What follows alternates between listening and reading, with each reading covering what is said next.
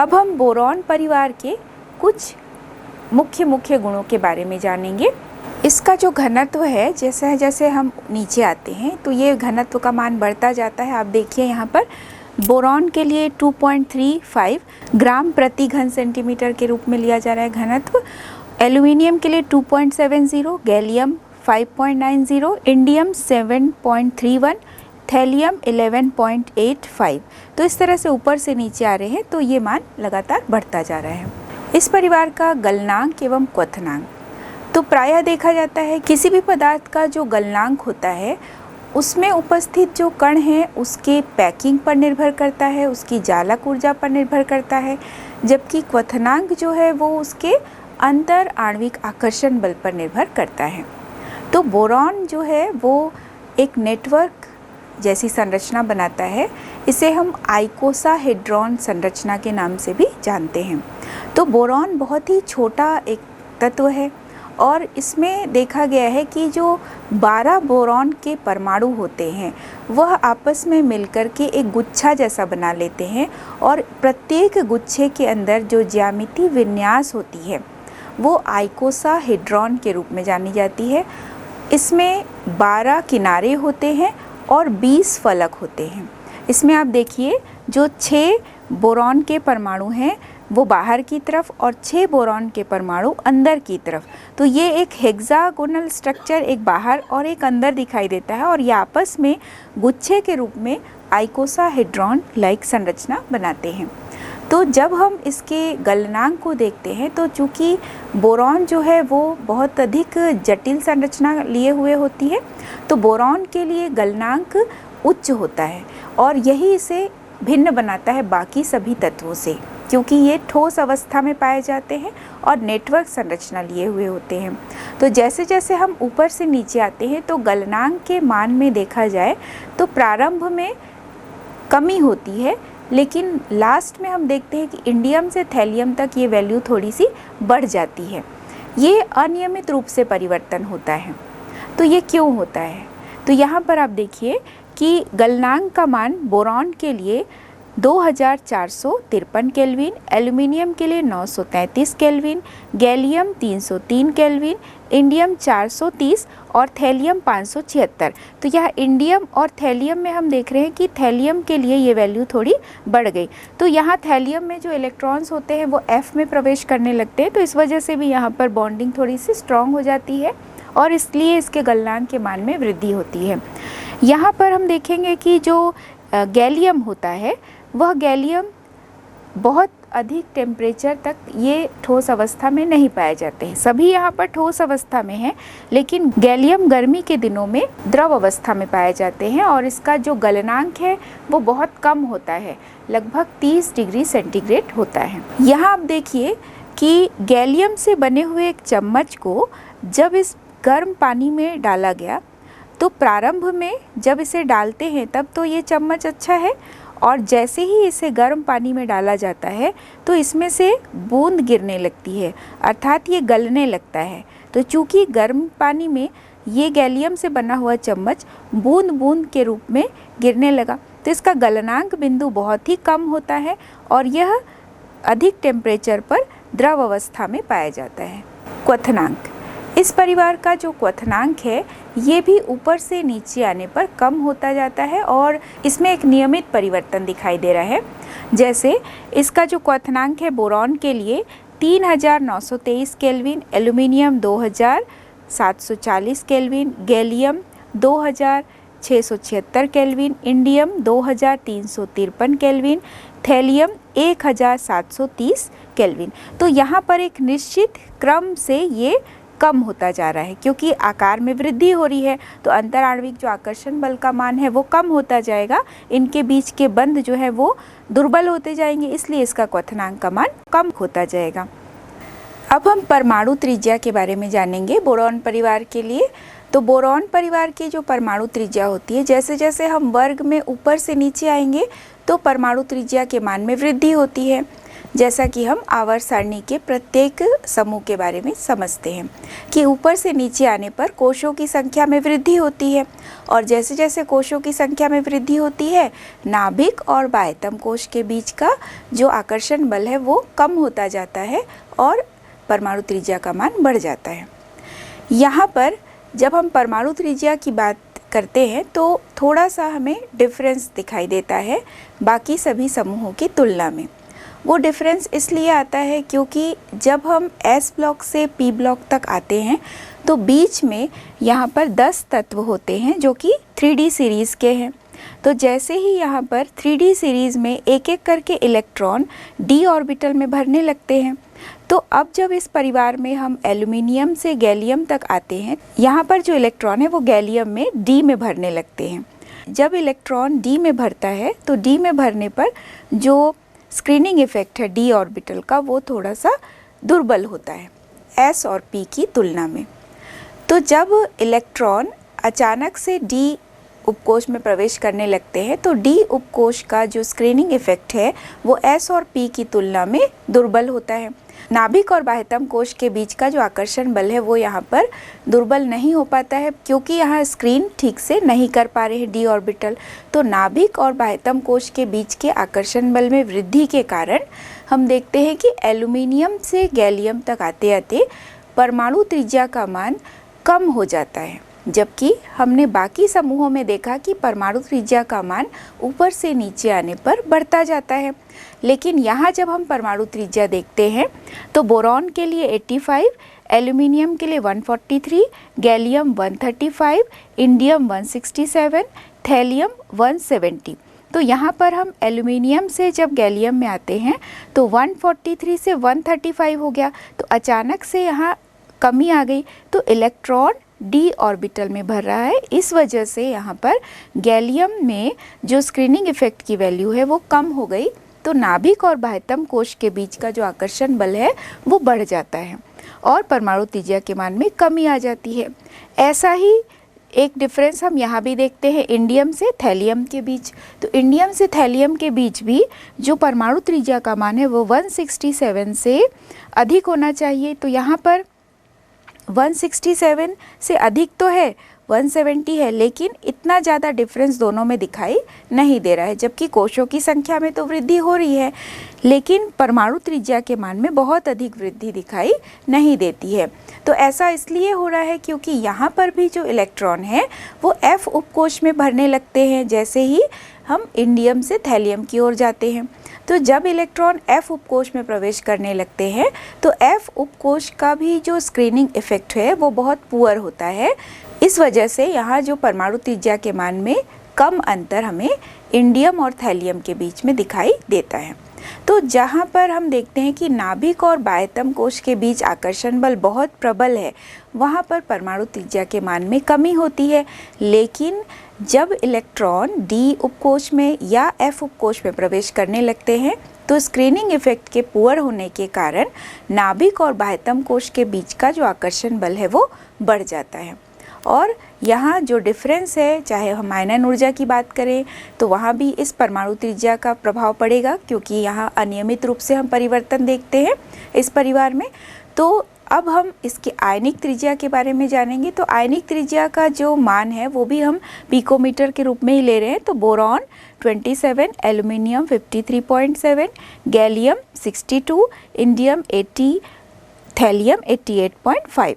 तो यहाँ पर भी आप देखिए एल्यूमिनियम से गैलियम तक आते हैं तो बहुत ज़्यादा डिफरेंस नहीं दिखाई दे रहा है। परमाणु त्रिज्या में जैसे कमी आ रही थी तो आयनिक त्रिज्या में कमी नहीं आ रही है, लेकिन बहुत ज़्यादा अंतर भी दिखाई नहीं दे रहा है एल्यूमिनियम और गैलियम के बीच। उसी तरह से इंडियम और थैलियम की आयनिक त्रिज्या में भी बहुत ज़्यादा डिफरेंस दिखाई नहीं दे रहा है। तो ये भी d और F उपकोश में इलेक्ट्रॉन के भरे जाने के कारण होता है। अब हम इस परिवार के आयनन एंथैल्पी या आयनन ऊर्जा के बारे में जानेंगे। इस परिवार का जो इलेक्ट्रॉनिक विन्यास होता है वो NS2 और NP1 है। तो जब पहला इलेक्ट्रॉन जो है वो P उपकोश से निकलता है तो पहले इलेक्ट्रॉन के निकलने के बाद जो दूसरा इलेक्ट्रॉन है वह NS में से निकालना है। तो NS नाभिक के बहुत करीब होता है तो नाभिक और NS के बीच का जो आकर्षण बल है वो बहुत प्रबल होता है, तो यहाँ पर आयनन ऊर्जा का मान बहुत अधिक होगा। जब यहाँ बोरॉन की बात करते हैं, बोरॉन का आकार बहुत छोटा होता है और बोरॉन में से जब एक इलेक्ट्रॉन निकल जाता है और जब यह बोरॉन 3+ बनाने की कोशिश करता है तो उस समय इसकी तीनों जो आयनन ऊर्जा का योग है वो बहुत अधिक होता है, जो इसे B3+ में परिवर्तित होने से रोकता है। तो बोरॉन में आयनन ऊर्जा के मान में बहुत अधिक वृद्धि दिखाई देती है और पहले इलेक्ट्रॉन का निकालना यहाँ आसान है क्योंकि बाकी जो 2 इलेक्ट्रॉन है वो NS में प्रेजेंट होते हैं, तो NS से इलेक्ट्रॉन निकालना कठिन होता है। तो इस तरह से इसमें आयनन एंथैल्पी का मान इस परिवार का बहुत अधिक होता है। लेकिन यहाँ भी हम आयनन एंथैल्पी के मान में थोड़ी सी अनियमितता देखते हैं। इसका कारण परमाणु त्रिज्या ही होती है, क्योंकि परमाणु त्रिज्या में हमने देखा अनियमित रूप से परिवर्तन होता है। तो यहाँ भी बोरॉन की आयनन ऊर्जा का मान तो उच्च होगा क्योंकि उसका आकार छोटा है, लेकिन एल्यूमिनियम से गैलियम तक जब आते हैं तो एल्यूमिनियम से गैलियम तक चूँकि परमाणु त्रिज्या में थोड़ी कमी आई तो आयनन ऊर्जा के मान में भी वृद्धि होगी। इसी तरह से जब हम इंडियम से थैलियम तक आते हैं तो इंडियम से थैलियम तक आते समय भी हमने देखा कि परमाणु त्रिज्या के मान में इस तरह से ज़्यादा अंतर दिखाई नहीं देता है, तो यहाँ भी आयनन ऊर्जा के मान में अनियमित रूप से परिवर्तन दिखाई देता है। तो जब आप इन मानों को देखेंगे तो इस अनियमितता को अच्छी तरह से समझ पाएंगे। तो आयनन ऊर्जा की वैल्यू बोरॉन के लिए 801 किलोजूल प्रति मोल, तो यहाँ आयनन ऊर्जा का मान हम किलोजूल प्रति मोल में ले रहे हैं। एल्यूमिनियम 577, गैलियम 579, इंडियम 558 और थैलियम के लिए 589 किलोजूल प्रति मोल है। तो यहाँ पर भी आप देखिए कि जब बोरॉन को हम देखते हैं तो बोरॉन की आयनन ऊर्जा का मान बहुत अधिक है। एक तो बोरॉन का आकार बहुत छोटा होता है, दूसरा हम देख रहे हैं एल्यूमिनियम, तो यहाँ एल्यूमिनियम के लिए आयनन ऊर्जा के मान में कमी आई। तो ये तो सही है कि जब हम ऊपर से नीचे आते हैं तो परमाणु त्रिज्या के मान में वृद्धि होती है और आयनन ऊर्जा के मान में कमी होती है। तो चूँकि बोरॉन से एल्यूमिनियम की जो परमाणु त्रिज्या है वो अधिक है, तो इसलिए आयनन ऊर्जा के मान में कमी, बहुत अधिक कमी यहाँ पे दिखाई दे रही है। लेकिन जब हम एल्यूमिनियम से गैलियम तक आते हैं तो परमाणु त्रिज्या के मान में बहुत अधिक डिफरेंस नहीं है, बल्कि गैलियम का परमाणु त्रिज्या जो है वो कम होता है। तो यहाँ देखिए आयनन ऊर्जा का मान भी यहाँ बहुत ज़्यादा डिफरेंस दिखाई नहीं दे रहा है, 577 से 579, तो बहुत ज़्यादा अंतर यहाँ दिखाई नहीं देता है, क्योंकि गैलियम में जो इलेक्ट्रॉन है वो डी उपकोष में प्रवेश करता है, तो नाभिक और बाह्यतम कोश के बीच का आकर्षण बल अधिक है। तो जब नाभिक और बाह्यतम कोश के बीच का आकर्षण बल अधिक होगा तो इलेक्ट्रॉन को निकालने के लिए अधिक ऊर्जा की आवश्यकता होती है। तो यहाँ हम देखते हैं कि एल्यूमिनियम से गैलियम तक आते हैं तो आयनन ऊर्जा के मान में थोड़ी सी वृद्धि दिखाई देती है। ऐसा ही हम इंडियम और थैलियम में भी देखते हैं, यहाँ भी अनियमित रूप से परिवर्तन दिखाई दे रहा है, क्योंकि इंडियम से थैलियम तक आते आते जो आयनन ऊर्जा के मान में वृद्धि है वो काफ़ी अधिक दिखाई दे रही है, 558 से 589। तो यहाँ भी थैलियम में हमने देखा है कि इलेक्ट्रॉन F उपकोष में प्रवेश करने लगता है, जिससे नाभिक और बाह्यतम कोश के बीच का आकर्षण बल बहुत बढ़ जाता है, क्योंकि F उपकोष अच्छी तरह से स्क्रीन नहीं कर पा रहे हैं, उसका स्क्रीनिंग इफेक्ट बहुत पुअर होता है। तो नाभिक और बाह्यतम कोश के बीच का जो आकर्षण बल है वो बढ़ जाएगा। तो जब हम इंडियम से थैलियम तक आते हैं तो आयनन ऊर्जा के मान में यहाँ पर वृद्धि दिखाई देती है। यहाँ पर जो आयनन ऊर्जा में अनियमित रूप से हमने परिवर्तन देखा कि जब हम एल्यूमिनियम से गैलियम तक आते हैं और इंडियम से थैलियम तक आते हैं, इस तरह के परिवर्तन वाले जो प्रश्न हैं वो भी बहुत इम्पॉर्टेंट होते हैं जब हम आयनन ऊर्जा और परमाणु त्रिज्या को कंपेयर करेंगे इस बोरॉन परिवार के लिए। अब हम इसके विद्युत ऋणात्मकता या इलेक्ट्रोनेगेटिविटी के बारे में जानेंगे। तो वर्ग में जैसा कि हमने देखा कि ऊपर से नीचे आने पर यदि परमाणु त्रिज्या के मान में वृद्धि होगी तो विद्युत ऋणात्मकता के मान में कमी होती है। चूँकि यहाँ पर परमाणु त्रिज्या के मान में बहुत अधिक वृद्धि या बहुत ज़्यादा डिफरेंस तत्वों के मध्य में दिखाई नहीं देता है। तो यहाँ जो ऋण विद्युतता का मान है वह भी थोड़ा अनियमित हमें दिखाई देता है नॉर्मल जो ट्रेंड है उसकी तुलना में। बोरॉन के लिए ऋण विद्युतता का मान 2, एल्यूमिनियम 1.5, गैलियम 1.6, इंडियम 1.7, थैलियम 1.8। तो यहाँ पर आप देखिए बोरॉन से एल्यूमिनियम तक आते हैं तो ऋण विद्युतता के मान में कमी आई, क्योंकि बोरॉन और एल्यूमिनियम में जो परमाणु त्रिज्या का मान है उसमें काफ़ी अंतर होता है। लेकिन वहीं दूसरी ओर जब हम गैलियम से थैलियम तक आते हैं तो यहाँ पर धीरे धीरे हम देख रहे हैं कि ऋण विद्युतता के मान में वृद्धि होती जा रही है। ऐसा इसलिए हो रहा है क्योंकि परमाणु त्रिज्या के मान में कहीं कहीं कमी दिखाई देती है। तो इस वजह से नाभिक और बाह्यतम कोश के बीच का जो आकर्षण बल है वो बढ़ेगा, तो इलेक्ट्रॉन को अपनी ओर खींचने की प्रवृत्ति भी बढ़ेगी।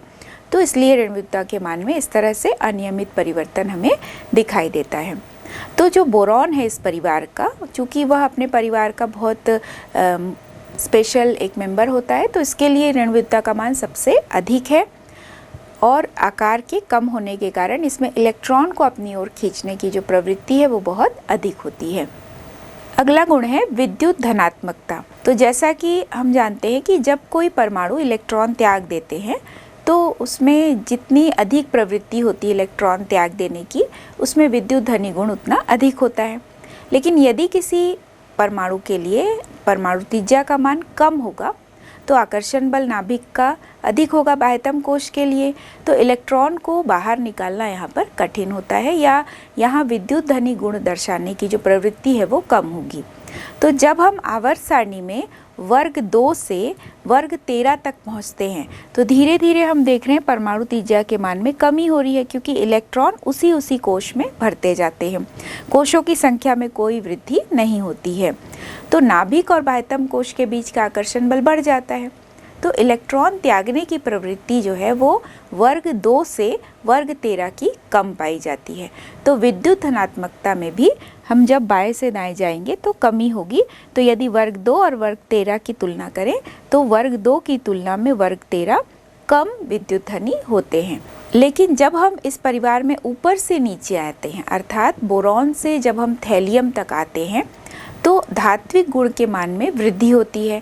तो यहाँ बोरॉन से एल्यूमिनियम तक जो धात्विक गुण है वो बढ़ता है, लेकिन फिर एल्यूमिनियम से थैलियम तक ये जो गुण है वो थोड़ा घटता जाता है, क्योंकि हम यहाँ पर परमाणु त्रिज्या में अनियमित रूप से परिवर्तन देखते हैं। और जो मानक अपचयन विभव का मान होता है वो भी जितना अधिक होगा किसी भी तत्व के लिए, उसकी धात प्रवृत्ति उतनी ही अधिक होती है और धन विद्युतीय गुण भी उतना ही अधिक होता है। तो जिस भी तत्व के लिए इलेक्ट्रोड विभव का मान होता है जितना ज़्यादा ऋणात्मक होता है, उसकी जो धात्विक प्रवृत्ति है वह उसको प्रभावित करती है, वो भी उतनी ज़्यादा होगी और धन विद्युतीय गुण भी उसका उतना ही ज़्यादा होता है। अगला हम इस परिवार के रासायनिक अभिक्रियाशीलता के बारे में जानेंगे। इस परिवार में बोरॉन, एल्यूमिनियम की जब हम तुलना करते हैं तो प्रायः सभी में सहसंयोजक बंध बनाने की प्रवृत्ति तो होती है। और बोरॉन की खासियत ये है कि बोरॉन के जो यौगिक होते हैं वो सहसंयोजक प्रवृत्ति के ही होते हैं।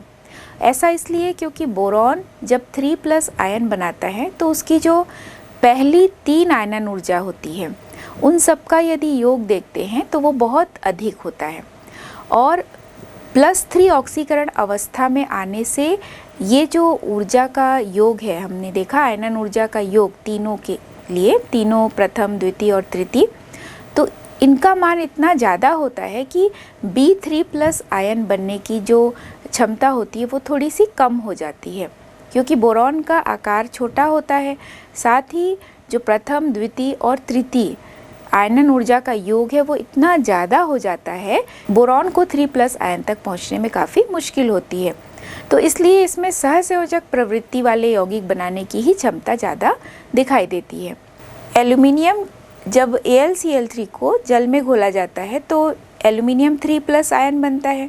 तो यहाँ पर ये जल योजित होकर, जब ये एल्यूमिनियम 3+ जल योजित होते हैं तो एक संकुल बनाते हैं AlH2O6 3+। तो इस तरह से संकुल यौगिक यहाँ बनता है। तो जब इसमें जल के अणु जुड़ते हैं तो जल के अणु के जुड़ने से जो जल योजन ऊर्जा का मान होता है वह इसके तीनों आयनन ऊर्जा के मान के योग को बैलेंस करता है। तो इस वजह से एल्युमिनियम 3+ आयन बनाने की प्रवृत्ति रखते हैं और बोरॉन जो है वो 3+ आयन बनाने की प्रवृत्ति नहीं रख पाते हैं, क्योंकि उसमें जो तीनों आयनन ऊर्जाओं का योग है वो बहुत अधिक होता है। एल्युमिनियम के जो आयन्स होते हैं जब वो जल में जलयोजित होते हैं तो जल योजन ऊर्जा के मान के द्वारा उसकी जो आयनन ऊर्जा का मान है वो संतुलित हो जाता है। तो इस वजह से वो आयनिक यौगिक बनाने की प्रवृत्ति रखते हैं। और बोरॉन के जो यौगिक है वो प्रायः सहसंयोजक प्रवृत्ति के होते हैं। जैसे जैसे हम वर्ग में ऊपर से नीचे आते हैं तो हम देखते हैं कि इलेक्ट्रॉन डी में या एफ में भरने लगते हैं।